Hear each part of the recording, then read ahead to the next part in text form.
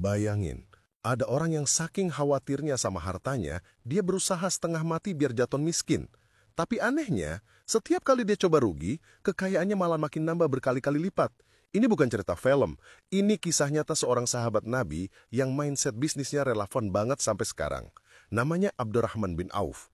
Kisah beliau ini bukan cuma soal sejarah, tapi sebuah blueprint atau cetak biru buat siapapun yang mau membangun kemandirian finansial dari nol dengan cara yang berkah dan anti pusing. Semua berawal saat beliau hijrah ke Madinah. Posisinya benar-benar riset ke nol. Harta, aset, semua ditinggal di Mekah. Ketika seorang sahabat di Madinah menawarkan separuh hartanya, apa jawaban beliau? Jawabannya legendaris. Terima kasih. Semoga Allah memberkahi hartamu dan keluargamu. Cukup tunjukkan kepadaku di mana letak pasar. Kalimat ini adalah kunci pertama dan yang paling penting. Tunjukkan di mana pasar. Bukan di mana bisa dapat modal atau produk apa yang lagi tren. Beliau fokus ke pasar dulu.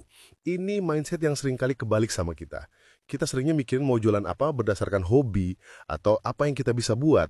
Abdurrahman bin Auf justru mencari tahu dulu orang-orang di sini butuhnya apa, masalah apa yang bisa diselesaikan. Setelah tahu pasarnya, beliau mulai berdagang dengan apa yang ada, jualan keju kering dan minyak samin.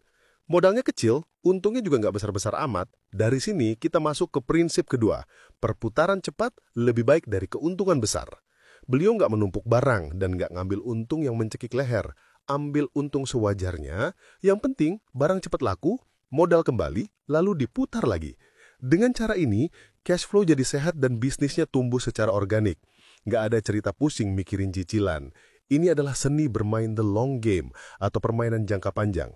Di saat banyak orang tergiur keuntungan instan yang besar, beliau justru fokus membangun fondasi yang kokoh. Keuntungan kecil yang terus-menerus diputar itu ibarat menanam bibit pohon. Awalnya mungkin tidak terlihat hasilnya, tapi karena terus disiram dengan kedisiplinan, akarnya akan menguat dan batangnya tumbuh menjadi besar hingga akhirnya berbuah lebat tanpa henti. Strategi ini melatih kedisiplinan dan kesabaran tingkat tinggi, dua skill utama dalam pengembangan diri. Bisnisnya jadi sangat lincah dan adaptif.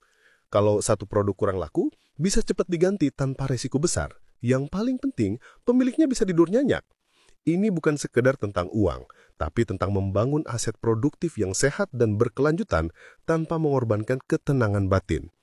Prinsip ketiga, dan ini yang paling keren, adalah soal keyakinan. Ada satu cerita epik. Suatu waktu, panen kurma di Madinah gagal. Banyak kurma jadi busuk dan harganya jatuh. Para petani pusing. Di saat semua orang menghindari kurma busuk itu, Abdurrahman bin Auf melakukan hal gila. Beliau borong semua kurma busuk itu dengan harga normal. Tujuannya, biar bisa rugi dan hartanya berkurang, sekaligus menolong para petani. Secara logika bisnis, ini langkah bunuh diri. Tapi apa yang terjadi? Gak lama setelah itu, datang utusan dari negeri Yaman. Ternyata di negeri mereka sedang ada wabah penyakit, dan obatnya adalah kurma busuk. Akhirnya semua kurma yang diborong tadi dibeli oleh utusan itu dengan harga 10 kali lipat lebih mahal. Kisah ini ngajarin kita satu hal.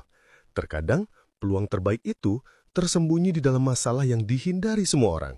Dan ketika niat kita bukan cuma cari untung, tapi juga memberi solusi dan menolong orang lain, rezeki itu datang dari arah yang gak pernah kita duga. Jadi, dari kisah Abdurrahman bin Auf, ada 3 strategi praktis yang bisa langsung kita terapkan dalam hidup, baik dalam bisnis maupun karir. 1. Kenali pasar kita.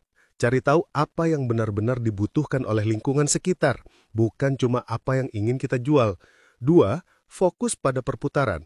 Mulai dari apa yang ada di tangan, putar keuntungannya secara disiplin. Hindari beban finansial yang bikin tidur nggak nyenyak.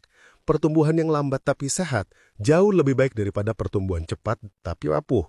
3. Miliki niat untuk memberi manfaat. Ketika kita fokus memberi solusi dan menolong orang lain, Allah akan mendukung kita dengan cara-cara yang ajaib. Pada akhirnya, Abdurrahman bin Auf wafat dalam keadaan super kaya. Bukan karena beliau serakah, tapi karena setiap kali beliau mencoba melepaskan hartanya di jalan kebaikan, Allah justru melipat gandakannya.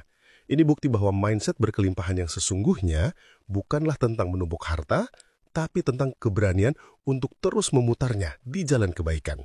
Setiap hari, satu langkah lebih baik.